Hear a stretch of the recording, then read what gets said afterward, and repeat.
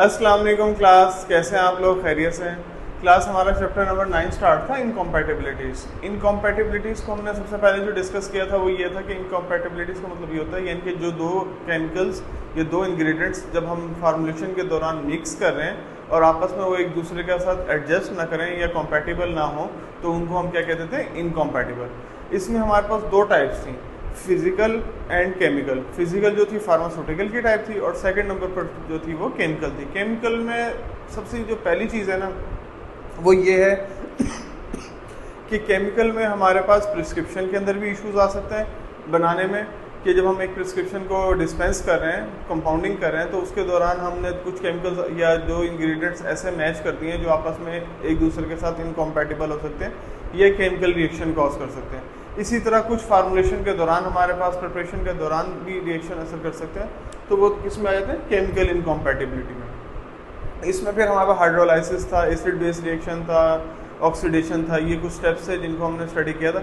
Next आज जो हमारे पास है वो है इसकी करेक्शन, कि जब भी आप इनकॉम्पैटिबिलिटी केमिकल इनकॉम्पैटिबिलिटी की तरफ चले गए हैं तो अब आप देखें आपने रिएक्शन सारे फेस कर लिए, सारे ड्रॉबैक्स देख लिए, लेकिन अब हमने इनको करेक्शन भी तो करना है ना।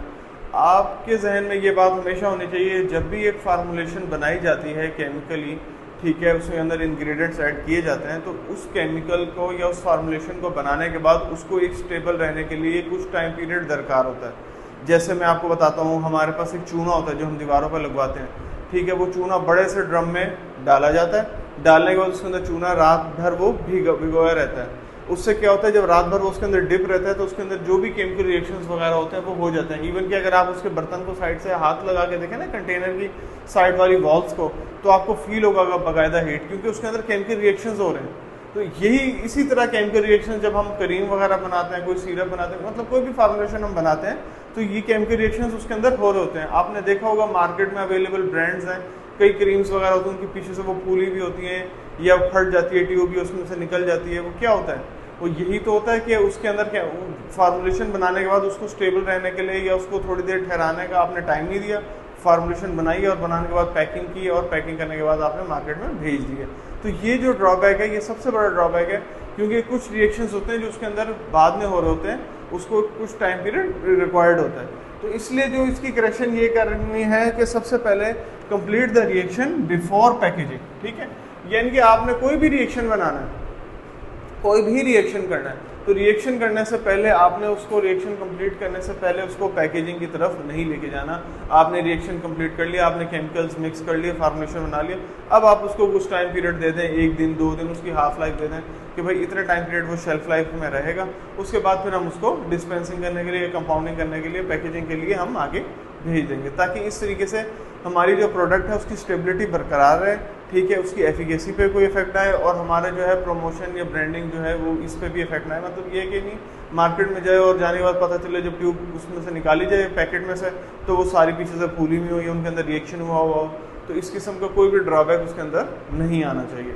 अच्छा, इसके अलावा protect from light, air, moisture, ठीक है। इसके अलावा ये 3 चीज़ें भी बहुत इंपॉर्टेंट सोर्स हैं कि आपने जब भी अपनी फार्मूलेशन बनानी है उसको इन 3 चीज़ों से बचा कर रखना है, ठीक है, धूप से, गर्मी से, मॉइस्चर वगैरह से, इनसे बचा कर रखना है। अगर इसके अंदर किसी किस्म का मॉइस्चर आता है तो डेफिनेट सी बात है ह्यूमिडिटी उसके अंदर ऐड होती है, तो आपकी करीम की स्टेबिलिटी जो है वो पर असरअंदाज करेगा, यानी कि आपकी करीम जो है वो ख़राब होने की तरफ जा सकती है। इसी तरह एयर वगैरह उसके अंदर पास होनी चाहिए, आपका जो कंटेनर है वो टाइटली क्लोज होना चाहिए, ठीक है।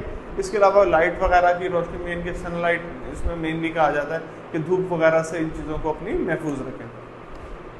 अच्छा, इसके बाद बात करें एड डेसिकेंट, ठीक है। आपने CAC की शीशी देखी होगी, उसके अंदर एक सिलिकॉन का बैग रखा होता है डेसिकेंट, उसको हम डेसिकेंट कहते हैं, ठीक है। ये मैं आपको दिखाता चलूँ, ये देखें, ये हमारे पास है ना, ये अगर आपको नज़र आ रहा हो, ये देखें, इसके ऊपर बाकायदा लिखा हुआ भी है डेसिकेंट सिलिका जेल, ठीक है।